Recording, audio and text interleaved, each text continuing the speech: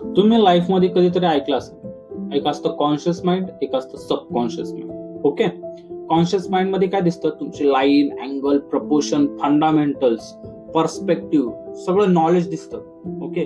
जे तुम्ही ह्या जीवनात घेतलेलं आहे. सबकॉन्शियस माइंड मध्ये काय दिसतं, तुमच्या भावना, तुमचे इमोशन्स, तुमचे जे विचार आहेत ते त्याच्यात दिसतात. ओके. तुमच्या मनात चालू काय, मग तिथून निघतो दाली, तिथून निघतो वॅन गॉग, तिथून निघतो तुम्हाला सांगतो पिकासो, तिथून राजा रवी वर्मा, तिथून भरपूर सारे आर्टिस्ट तिथून निघतात. ओके.